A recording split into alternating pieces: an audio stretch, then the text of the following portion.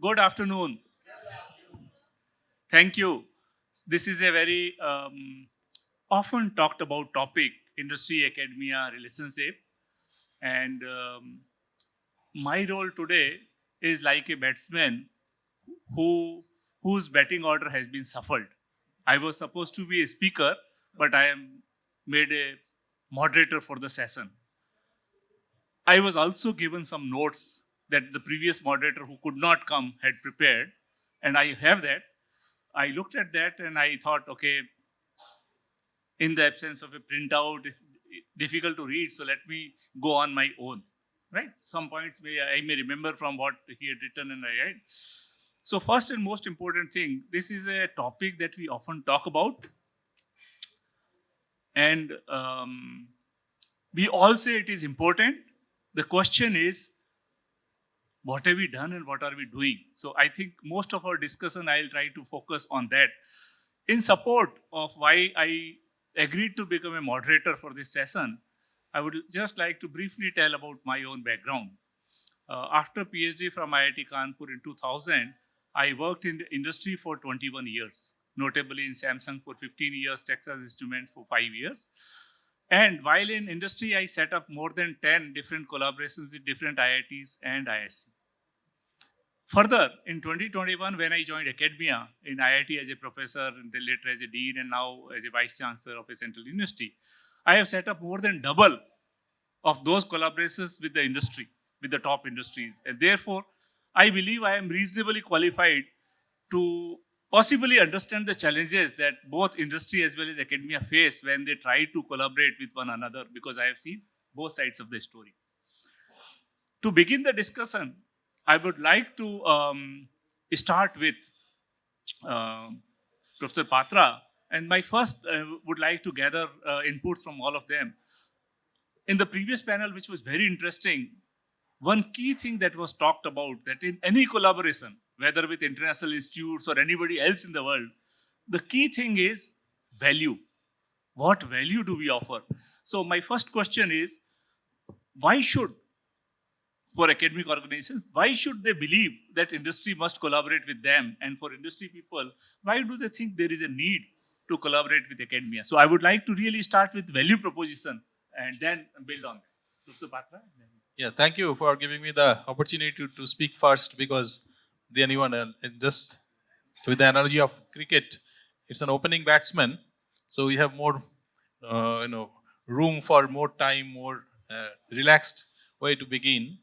So first of all, let me also give a little bit of background about myself, because I very recently came to IIT VHU Varanasi as the director. Before that, I was the deputy director at IIT Kharagpur, and then in fact all my career was there, starting from my undergraduate education, BTech, MTech, PhD, faculty, various levels. So I was very fortunate. In fact, when we started our academic career, basically in the early 90s, that was the time when globalization also started, and we are also lots of new initiatives were there, like technology development mission, things which were not heard earlier. So I was very happy being, many of us actually, young faculty, we were very happy, and we, got ourselves swayed into that. And that has made our life quite different from, what our predecessors had. Faculty means professors will be sitting in their rooms, and students will come, do pranam and whatever. And somehow the expectation, let me tell it in a little bit in a light way, they would expect the industry will also do the same thing, that industry professionals will come and do pranam and then say, sir, I have this problem, my motor has a fault, how to repair it. But that was not to be. So that technology development mission, gave us a reality check.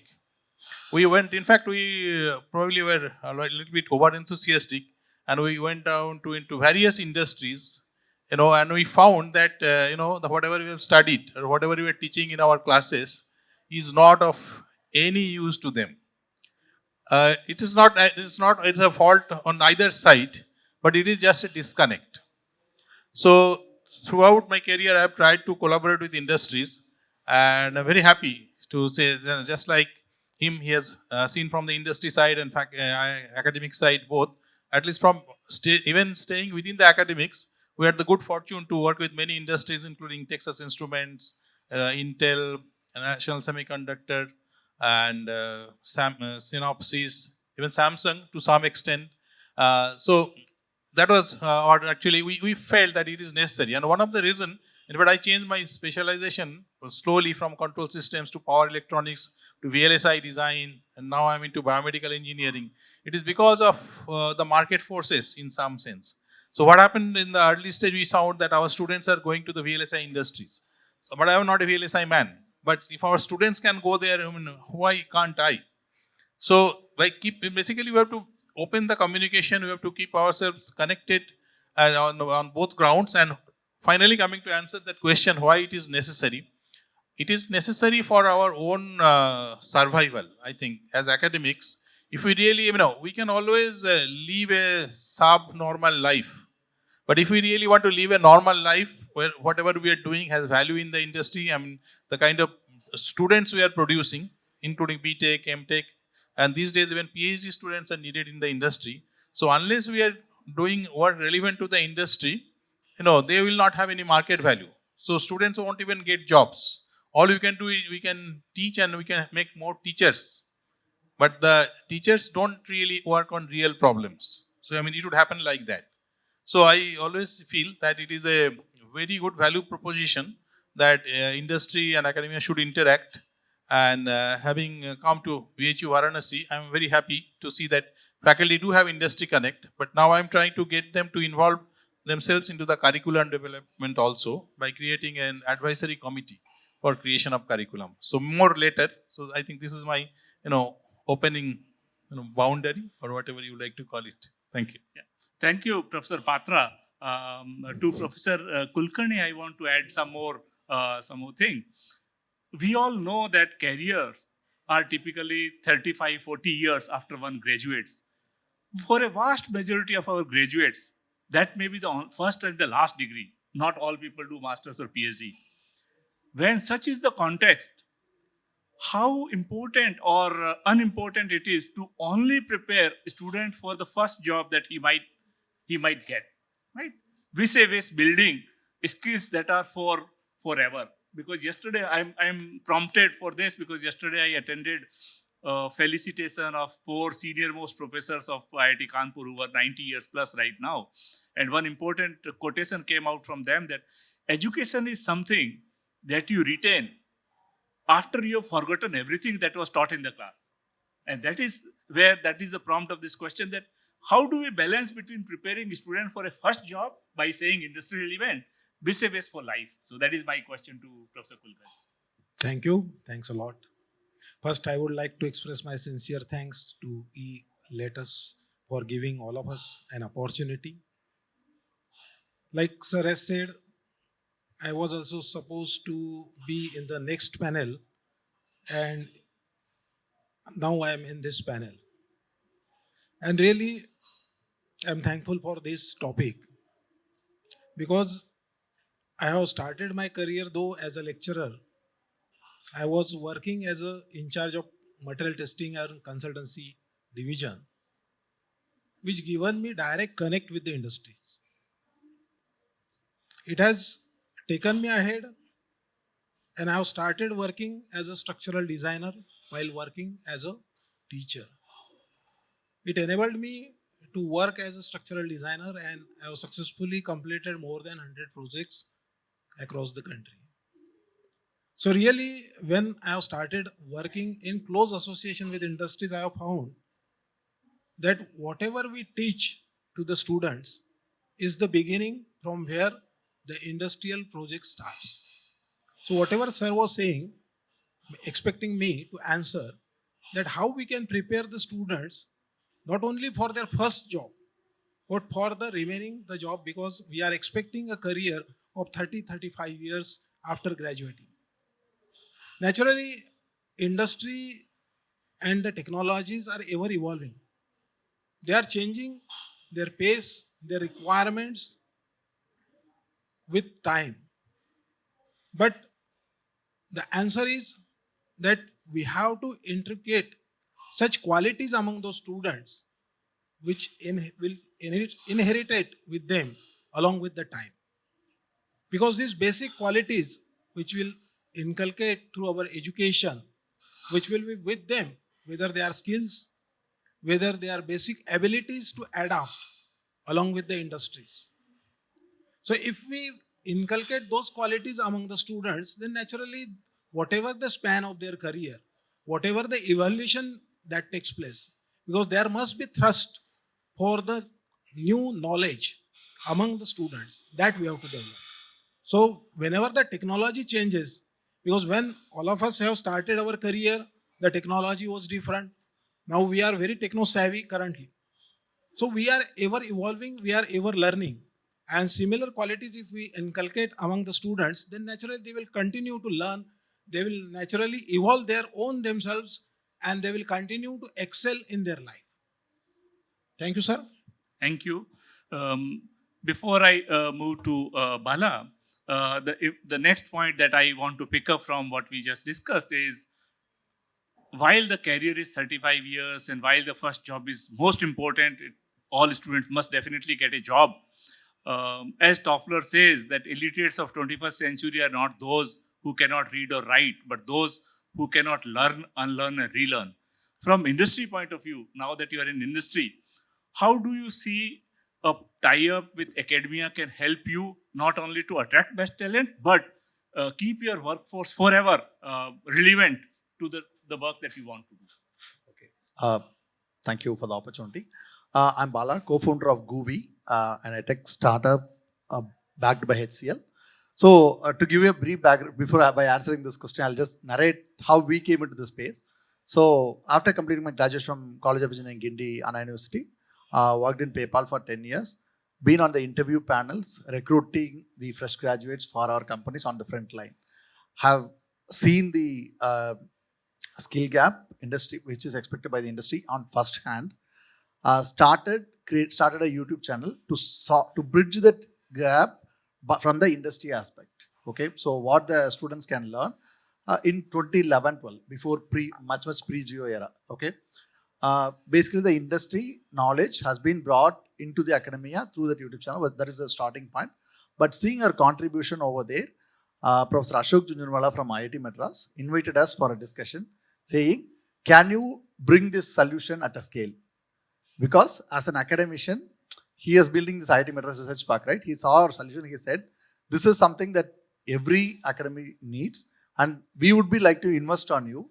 And then IIT Madras and IIM Ahmedabad invested on us to build this startup GUVI to take it across the globe. So after it's been 10 years now. Started in 2014. It's been 10 years now. We have impacted 3 million learners through our platform GUVI.in. And we are working with 1,000 plus recruiting partners who hire the learners through our platform. So we have both the academy on one end and the industry who are recruiting these learners on the other end. The interesting part here is, when you asked how do we nurture the continuous learning, right? Obviously, one doesn't end their learning as they get into the first job, as rightly mentioned. The need for or the persistence of the skill someone gets or someone acquires is been reducing as and when we speak. Okay, earlier when someone learns a technology, right, especially Java, if they learn, they can survive in the industry for 10 years. But now, even if they are specialized in a particular technology, only till 6 to 8 months they can stay relevant in the particular technology. Okay, beyond that, they will perish if they don't upskill themselves. So that is where the contributions of tech companies and the skilling partners comes into the picture from the industry aspect. Because as we all know, university is an ecosystem which can't bend itself just like that because of the new changes that comes into the industry, right? For example, when ChatGPT came, okay, or prompt engineering came, not every university can sufficiently enrich their faculties or update their syllabus and brings the books relevant to that and then give it in a period of like 1 or 2 months. That's not really possible, right? So that's where the edtech companies play a role, where we would be able to collate and bridge it and then offer it at a scale. To give an example, now we have evolved into a company where we offer academic credit courses with the NIRF validation. So which means the universities can grant the students an opportunity to take courses from these places and then get their credit transferred to them. So Anna University has through them, we have actually enriched 15,000 students on latest topics like prompt engineering, chat GPT in just a matter of few months ago. So these kind of partnerships, and obviously now this is getting extended to AKTU as well and for Shivnada University. So these are real-time examples of how we can bridge the gap that exists between the industry and academia and serve as a way to get ahead in the skilling segment. Thank you. Thank you.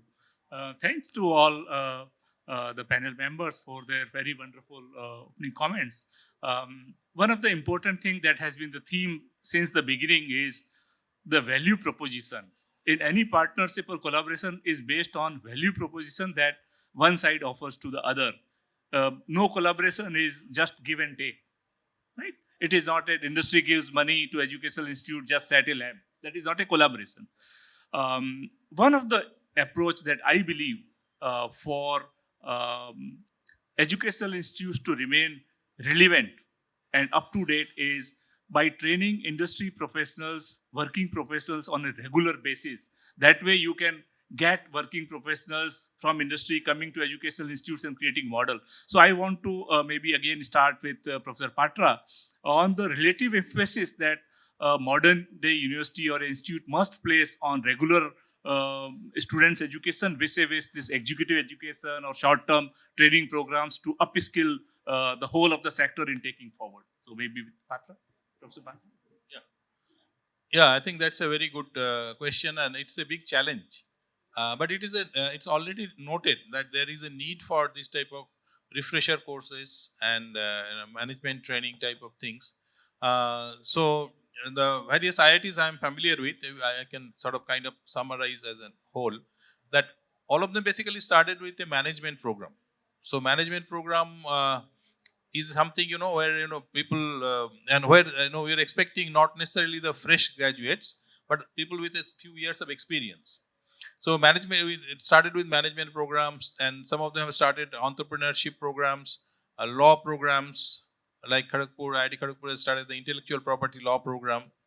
And there is all these IITs, now they have a separate wing, which is called, I can't say for all, but most of them, especially the older ones, they have a unit called Continuing Education Program Cell, CEP Cell.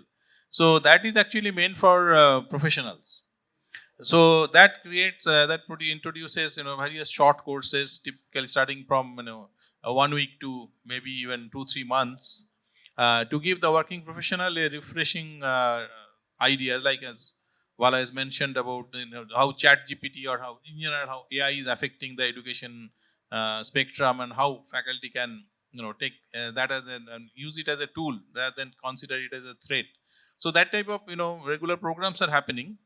And many of them are actually now opening up, especially their higher education part, is the masters and the PhD, by welcoming the working professionals. In fact, there are programs for working professionals, and by understanding their need, that the students are basically, of course they are students, but they are really working in the industry, and they have also families. They have so many constants that they may not be able to spend a considerable time, like 1 year, 1 semester, 2 semester continuously in the campus. So there are now programs, and there are now opportunities where students are such students, they can self-study and then come and write just the exams, the qualifiers, and then continue to work for their PhD or master's thesis while they are in the industry. So this need has been noticed, and I think we are all gearing up. I'm sure NIT is also doing that. But this is a very conscious decision on behalf of all institutions to do this. And I fully agree with the thought in the concept which even Bala also said, that no, education cannot stop the day you leave the campus. Professor Kulkarni also mentioned the same thing. So if we can only say that we are successful in educating our students, if we can educate, then we can teach them how to learn, rather than just teach a few courses here and there and make them pass the exams. So I think that is the spirit, and I think the faculty themselves have to, do it by their own actions. So if they see that the faculty are also not learning, they will probably take that as a model. That's okay. You can probably get away with it, but it's a little wrong lesson. So faculty must be, up and running and giving the same kind of, say, as they say, charity begins at home. They have to do it and show it and demonstrate it to the students so that they try to emulate them. Thank you. Yeah, Professor Kulkarni, maybe you continue from the discussion, and would you like to shed some light on the curriculum revamp that is needed across whole of India as we try to become more relevant to the industry needs? Yeah, in continuation with Patra sir's, I would like to add my experience that there is a one multinational automobile company in Pithampur near Indore, and they approached us because they wanted to promote their staff, which was class 4, class 3. They were working since long, and the union was asking for their promotions. But as they were not qualified, they came to us, they asked us to design a curriculum so that their practical knowledge can be inculcated, and at the same time, some academic inputs will be given so that they will be fit for the promotions. So from there, we have devised the course along with the industry so that the promotions can be done and they can be, whatever sir was saying, learning, unlearning, and their skill enhancement. Now, as far as the next part which sir has asked me, that nationally how we can do it, because the requirements are varying. As far as our, there is a diversity as far as our country is concerned. The skill enhancement, upskilling is varying as far as the various parts of the countries are concerned. So, based on those regional requirements and aspirations, we will have to devise the courses based on those industries, so that industry, whatever the educational institutions will be relevant, they will fulfill the aspirations of the local community, they will upskill them, they will provide them the required qualification and education so that they can work and better, they can earn better, and then they will be globally sustainable. So, Bala, coming to you, maybe you can continue with the academic curriculum revamp from industry perspective, and you may also like to throw some light on how academia can solve some of the problems faced by industry in their field work and so on. Okay, 2 questions. So thank you, sir. Maybe for the first one, right? I would say, see, this was not a new thing which has been taught by the academic. Okay, earlier usually they used to say that we want to work with industry, but to cater it to the industry, so sees how the students can stay relevant. But what has happened is now the ecosystem has matured enough for inviting the private players to also be part of the institution, so that both of us can jointly enrich the value of the learners. Okay, to give the fact, we all know IITs are the number one institutions, I mean, who has actually brought in a lot of value to the talent tech, right?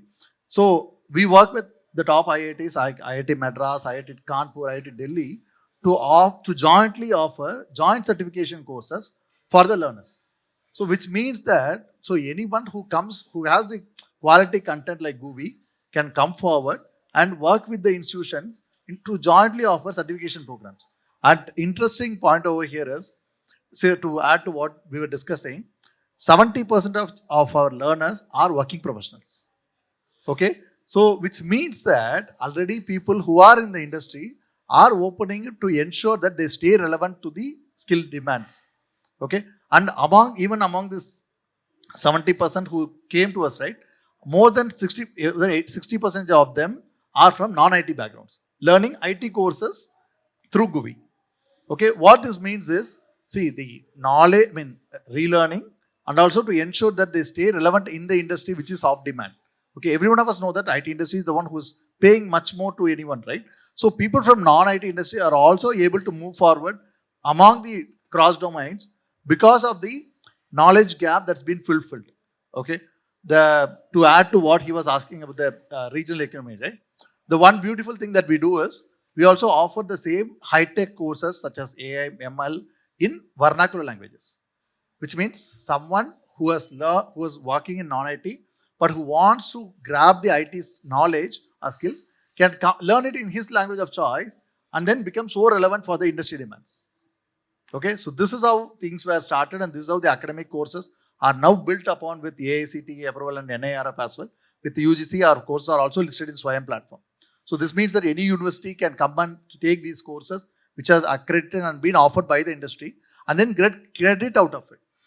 And to add to your second question, right, which is which is what kind of problems or what do you expect academia? Exactly. So the major value addition is, right, to get the industry. I mean, there was also a question on how much the academy are strong enough to solve the industry solutions. I would strongly say that they are equipped enough.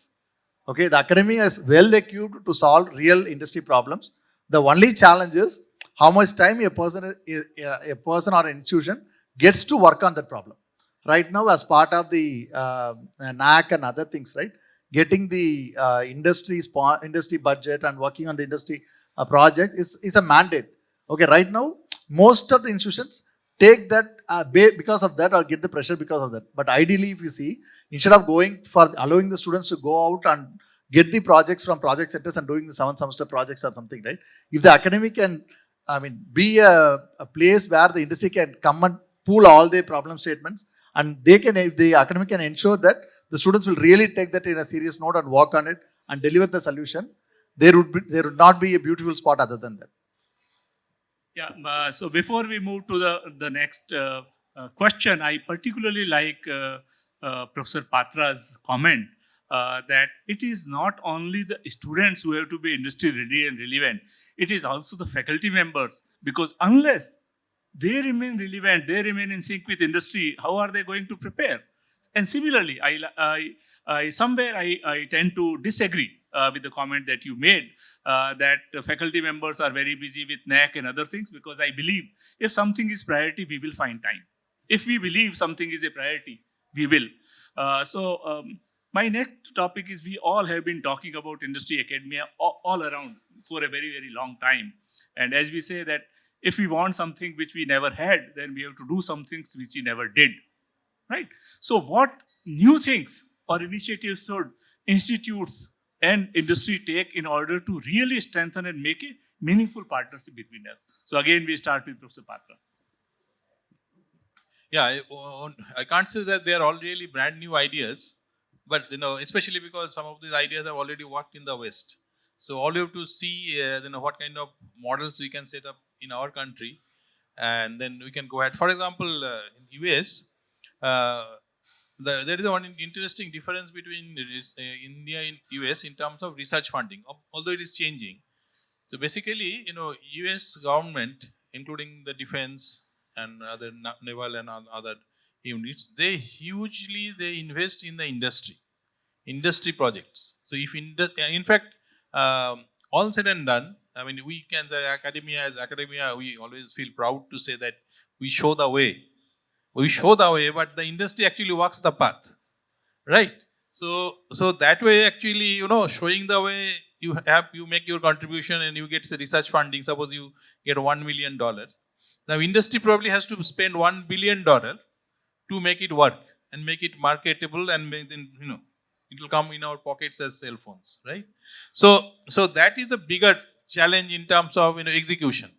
So where actually with that difference, so what happens in the US is that there are big challenges, energy challenges, semiconductor challenges, which I have seen, and it is and that money will come to Intel and these companies who are at the forefront of that technology, and they will give a part of that to university like Stanford, MIT, because they know who is the professor.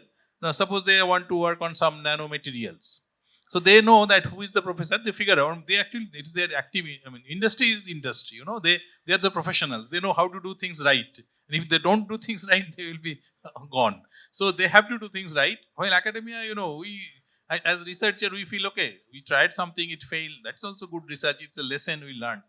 Now, what industry has to be much more proactive. So what they do, sometimes what they do, suppose they get, just take an example, suppose they get $1 billion. Maybe out of that $20 million, they would like to give to the industry, to the universities, and not to one industry, or not to one university. They will say that you make a consortium of universities, and 5 people, one from Stanford, one from MIT, one from Berkeley, and things like that, in the specialized area. I actually saw some mission that was called Nano, 2 decades earlier, some Nano related mission was there. So, and you take this $20 million, that actually came from government, but it was put in a, not directly to the industry, but an industry consortium, and then they outsource that to university. Look at the reversal. In India, generally we say that give some project to the university, they will outsource it to private companies and then get things done. But so I think it doesn't work that way. So because ultimately, the leadership is missing. In academia cannot give leadership to a product design. We just don't have the concept itself, so to say. Because we're trained to do different things. So we train, our products are actually students, right? Main products. The research that we do, we file patent, we publish. Those are more of a, you do exercise, if I may say, give a little bit extreme example, when we learn handwriting, teachers will make us write, I shall always tell the truth. So that, although that is a good thing to say, basically they are making it to practice. So it is like a, homework exercise that we are giving to our students, and they do it, they get somewhere, But basically where we find value, and where I think industry finds value, is the end of that exercise, is the handwriting good or not? They don't care what he wrote in his notebook, nice things, all that lofty things. They're all there, but now this person has to go beyond that and really create solutions, innovative solutions for the industry. So that is how I think industry and academia can really flourish, right? In our case, we are not yet there. So where we are trying to do in a little bit way here and there is that we are trying to, especially in a place of, if you are strong in some area, so you you now invite the industry, say 10 of them, let us say. I personally had that example and a good fortune to try it out, and it did work and ran for some time. It's a consortium of industries, like all these names, I used Intel, Texas Instruments and all. So they come forward, they form a kind of, industry consortium. They give us those projects, say that, look, these are the problems for the future. You take it up and you do just this thing, it is a non-exclusive, business. Every company will take a non-exclusive right, because this is at the pre-competitive stage. So before it comes, and if it is found to be good, maybe one of those companies will take it offline and invest millions of dollars in that. So this is one way in which we can do. And so that is how, so industry, somehow you have to make industry to invest in your work. Then only things will go ahead. Sir. Thank you. Okay. To Professor Kulkarni, I know you can carry from the topic. I just want to add one point. Few years back, the CSR laws were tailored.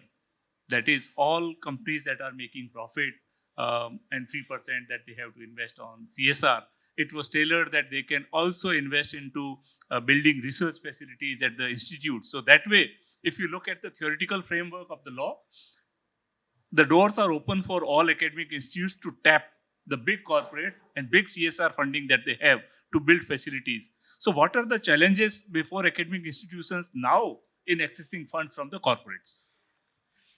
I would like to continue with Patra sir's deliberations, that industry should see educationist as their pathfinder, and which was happening in earlier ancient India.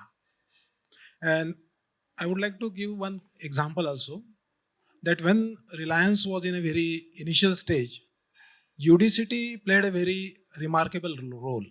Whenever Reliance was having a problem, they used to approach UDCT, and with that UDCT has grown in a multifold. Because the academia was having that potential to provide the solution to the industries. So if academia continue to provide the solution to the industries, then definitely industries start believing, they come with their problems, and then together they work. Now, as far as tapping the funding is concerned, there are two sources where we have to focus. One is the government and another is a corporate. Because government fundings are very limited, it requires a lot of prerequisites. But as far as corporate fundings are concerned, CSR fundings are concerned, when the principal investigator is having the ability, if they believe that he can provide the solution, then definitely industry is ready to invest in that. And this UDCT is one of the example, because they have provided a lot of solutions to the Reliance problem, and because of that Reliance has also flourished a lot. So when educationist and educational institution will bring that capabilities to forecast the future problems and have the solutions, then industry will be always ready to fund, because government resources are very limited, always they are not in a position, and there are a lot of rules, regulations, and prerequisites are there. But as far as corporate, if we are providing the results, then definitely corporates are ready to invest for the research. Thank you, sir. Yeah, so maybe if I understood well, Professor Kulkarni, you mentioned that academia also need to be very proactive, because there are funds available with corporates. We have to go with the right problems. So maybe would like to hear from industry point of view on what should we do further. Okay. To just a deviation from the above, apart from this, right? I would recommend creating a research park and incubating startups as a way to bring more funds into in academic. Okay, I'll just give 2 examples and then expand on this. IIT Madras invested 5,000 on GUVI. Okay, when we exited, we gave them around 4.5 crores as returns. Okay, Medibuddy got 10,000 rupees as investment from an academy. They gave 14.5 crores as returns for when they got exited. Similarly, Ether and there are a lot of other institutions which raise their funds. Whenever they raise their funds and whenever they grow, they add value back to the academic institution who nurtured them or who grew them. Okay, so along with bringing the money from the CS and other parts, if you can actually create an incubation system which can really make startups to grow and thrive in the market, they can add a real value back to the institution as well. So personally, I have seen a lot of even private universities who attained a lot of values because of the startups that they incubated grow in a larger scale. So that can be looked upon as an avenue. And we've been in the incubation space close to 10 years. So we have known how it works and how it actually helps an academic institution to grow beyond what they've been expecting, and how it can attract a lot more industries into the system is also a real-time example of this research park. So would be happy to extend that knowledge as well to any of the private institutes if there is a need on that segment. I would strongly recommend every university to look at that as an option to see how incubation system can be built so that either their students can become the entrepreneurs, or it can attract people who are non-students of them. Okay, even to give an example, we are not IITians. Okay, but we went into the academy, we were created by academy because of the fact that they had that research park and incubation cell. Okay, so I strongly feel that having this kind of facility will also help an academic institution to grow beyond its current level. Yeah. So in the interest of time, as we are coming close to it, I think we had a very wonderful discussion. Just to summarize very quickly, 2 or 3 points that emerged. One is that industry and academia cannot work in a giver-taker approach. They have to work as co-developer, partner, or co-creator mindset, if I were to summarize that. Second is that while industry provides significant inputs in terms of building the students and the faculty curriculum, it is vice versa that institutes also have to continue upskilling and reskilling the people from the industry. Third is in terms of the funding situation, the things in the corporate side can improve, provided academic side also takes more proactive interest. And I really feel very happy and glad that such an important panel, we had a chance to be part of it.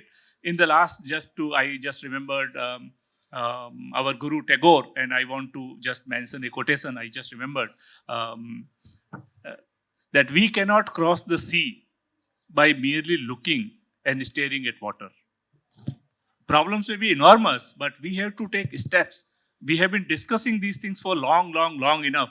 But as Tagore says, we cannot merely stand and stare at water. Thank you so much. Thanks, everyone. Thank you.